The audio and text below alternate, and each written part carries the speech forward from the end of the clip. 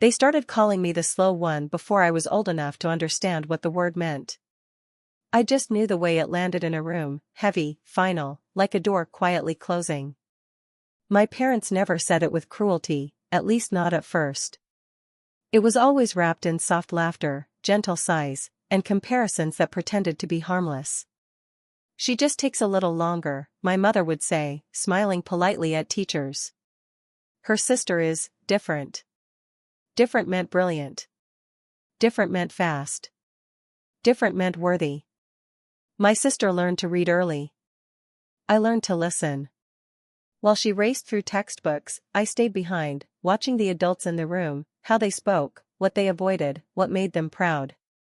At home, the praise followed her like sunlight. Report cards were framed. Achievements were announced at dinner. When my grades came up, the conversation shifted quickly, like someone changing the subject out of embarrassment. We grew up on a vineyard that had been in our family for generations. Rolling hills, thick vines, soil dark and alive beneath bare feet. It was supposed to feel like paradise. For my sister, it was a backdrop, something pretty to come home to between boarding schools and academic competitions. For me, it was where I felt understood. I spent my afternoons with the workers, learning their names, their routines, their quiet wisdom. They taught me how to read the vines, how to tell when grapes were stressed, how weather whispered warnings before storms arrived. No one called that intelligence. They called it wandering. Avoidance. Proof that I wasn't built for serious things. At family dinners, I sat slightly apart, answering questions carefully, measuring my words. When I spoke too slowly, my father finished my sentences. When I asked questions, my mother redirected them to my sister. "She'll know," she'd say, already turning away from me. I learned early that silence was safer. School only reinforced what home had already decided. Teachers grouped us together once and laughed about the contrast, the genius and the other one. I smiled along, pretending it didn't sting, pretending it didn't carve something hollow inside me. I told myself I didn't need to be fast. I didn't need to be loud. I just needed to survive. Still, late at night, I wondered what it would feel like to be chosen. To be believed in. To be introduced with pride instead of explanation. By the time we were teenagers, my sister's future was already written in ink. Ivy League tours. Private tutors. Donors and mentors shaking her hand, calling her exceptional. My future existed only in pencil, erasable, uncertain, always subject to revision. When relatives visited, they asked me what I planned to do. Before I could answer, someone always laughed and said, "Oh, she's more creative." It was code for "we don't expect much." So I stayed quiet. I watched. I learned. I let them believe what they wanted. Because while they were busy polishing the crown for their golden child, no one noticed me growing roots, deep, patient, and unbreakable, right beneath their feet. My sister's graduation day arrived dressed in silk and certainty. Harvard's stone buildings glowed beneath a flawless sky, as if even the weather had been curated for her moment. Guests filled the courtyard, investors in tailored suits, vineyard partners with expensive smiles, distant relatives who suddenly remembered our last name. Everyone had come to celebrate the future they already believed in. I arrived early and stood quietly at the back, exactly where I was expected to be. My mother floated through the crowd like a hostess at a royal wedding, introducing my sister again and again. "This is our daughter," she said, every time, as if there were only one. My father stood taller than usual, pride tightening his posture. When people asked about me, he gestured vaguely. "She helps around the vineyard," he said, like he was explaining an old habit, not a person. I told myself it didn't matter. I told myself I didn't need applause to breathe. Still, my chest felt too tight, like I'd worn the wrong size hard into the room. The ceremony itself passed in a blur of Latin honors and polished speeches. My sister crossed the stage to thunderous applause, her smile confident, rehearsed. She didn't look for me in the crowd. She never did. Why would she? I had always existed behind her, a shadow that never threatened to step into the light. The celebration afterward was lavish, bordering on obscene. White tents, crystal glasses, and wine poured from bottles I recognized, bottles I had helped bottle, label, and store by hand. People praised the vineyard's legacy as if it were a story, not a living thing. They toasted to the future, to expansion, to power. Then my father took the microphone. The room quieted instantly. He smiled the way men do when they believe they are about to say something generous and unforgettable. He spoke of family, of tradition, of vision. He spoke of how proud he was of my sister, her discipline, her brilliance, her speed. Every word landed exactly where it was meant to. Then he said it.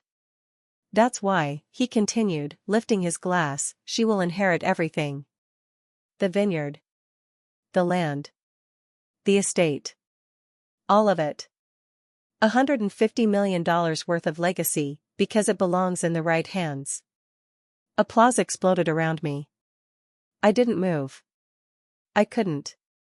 It felt like the ground had tilted slightly, just enough to remind me I didn't have footing here. No one looked at me. No one wondered how it felt to be erased in public, to have your life summarized as a footnote to someone else's greatness. I stood there, holding a glass I hadn't touched, thinking about early mornings in the fields, dirt under my nails, the quiet loyalty of the vines. Thinking about all the times I'd been told to wait my turn, only to realize there had never been one. My sister hugged my parents, laughing, already accepting congratulations for an empire she'd never touched with bare hands. My father's words echoed in my head, the right hands. I finally understood then. This wasn't forgetfulness. This wasn't oversight. This was a decision. And as the celebration roared on, I stood in the back, silent and unseen, believing, truly believing, that this was the moment my story ended. I didn't know yet that it was only beginning. The celebration continued around me, a blur of champagne glasses clinking and laughter that felt sharper than any blade. I had slipped away from the crowd, lingering at the edge of the tent where the shadows pooled, nursing the dull ache of erasure in my chest. My sister floated through the crowd, glowing, adored, untouchable. I wondered if anyone noticed me at all, or if I had finally become invisible. Then he appeared. He didn't look like anyone who belonged here. Not a donor, not a lawyer, not a distant relative hoping to curry favor. He was quiet, unassuming, dressed in a simple jacket that didn't announce wealth or status, yet he carried himself with a confidence that made it impossible to ignore him. His eyes, calm and precise, found mine, and something about the way he moved made me straighten my back without thinking. Without a word, he reached into his coat and pulled out a thin envelope. He handed it to me, his fingers brushing mine just long enough to send a shiver down my spine. "Open it," he whispered. His voice was low, steady, intimate. "Now's the time to show them who really owns this empire." I froze. I wanted to ask who he was, what he meant, how he knew, but my curiosity overrode my caution. I tore open the envelope. Inside were documents that didn't make sense at first, legal papers stacked neatly. A trust one had never known existed, signed decades ago. Deeds to the vineyard that predated even my parents' management. Wills and letters from a grandparent I barely remembered, speaking directly to me. Contracts proving I was the rightful heir, the owner of more than they had ever imagined. The stranger watched me, silent and patient. "Read everything," he said. "They think this is their victory. But you," he nodded to me, "you've had it all along." My hand shook as I skimmed the pages, disbelief warping my thoughts. Every moment of being ignored, every insult, every slow comparison to my sister, it wasn't what I thought it was. My parents hadn't just overlooked me. They had no idea that the legacy they prized for my sister was already mine. The vineyard, the estate, even the fortune, it had been in my name, protected, hidden, waiting for the right time. And somehow, miraculously, that time was now. "Why me?" I asked, my voice barely a whisper.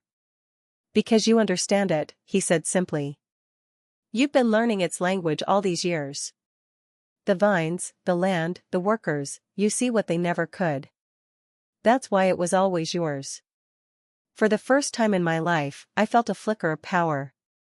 Not the loud, flashy kind my sister had inherited from privilege, but a deep, steady power that came from knowing the truth, knowing I had been underestimated, laughed at, written off, and yet nothing could take what was already mine.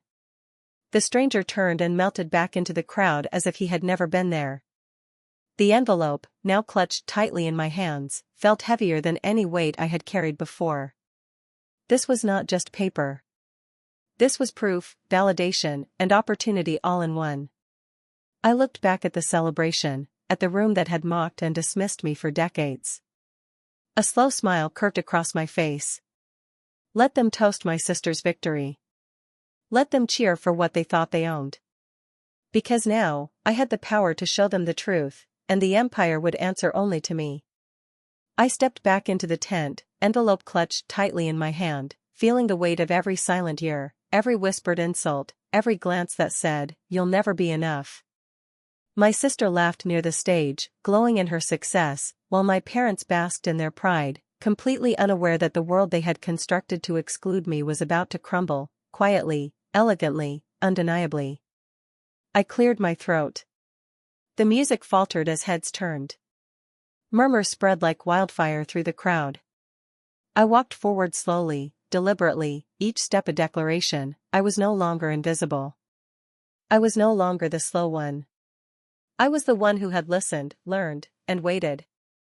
My father frowned, the familiar tightening around his eyes that always came when I dared speak in a sentence longer than a nod.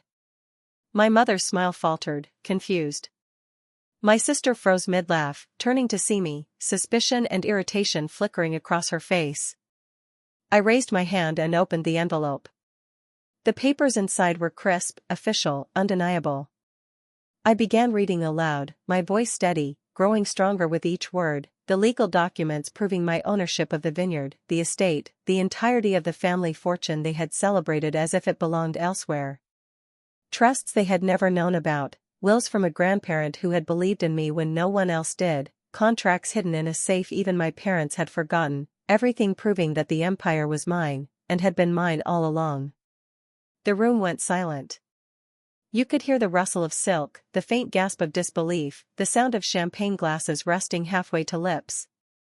My sister's jaw dropped, her Harvard poise slipping for the first time. My father's face drained of color, my mother's lips parted, searching for a word that wouldn't come. I looked at them, my voice calm but sharp, cutting through decades of dismissal. All these years, you called me slow, dismissed my efforts, ignored my existence. You believed that speed, brilliance, and visibility were what mattered. But the vineyard does not thrive on haste or vanity. It thrives on care, understanding, patience, and respect. Those are the qualities that I possess, and that is why it has always been mine. There was no need for anger. No need for cruelty. My revenge was quiet, dignified, and absolute. The truth spoke for itself. Lawyers stepped forward to verify the documents. My parents listened, helpless, as the reality sank in, everything they had celebrated as their daughter's success, everything they had hoisted on a pedestal, was never hers to claim. My sister's eyes glistened, half disbelief, half humiliation. She had believed in a crown she would never wear. My parents had believed in a legacy they had tried to place elsewhere. And I, finally, truly, I had claimed my place. I folded the documents carefully, letting the moment settle. I did not gloat. I did not yell. I did not need to. The silence of comprehension was far more powerful than any word of revenge. Later, I walked through the vineyard, the soil rich beneath my hands, the sun setting over the rose I had always loved. For the first time I felt completely seen. Not as the slow one, not as the overlooked daughter, not as the shadow of my sister. I was the heir. The caretaker. The rightful owner of every root, every vine, every story that had been hidden from them all. And for the first time in my life, I felt free. The empire belonged to me.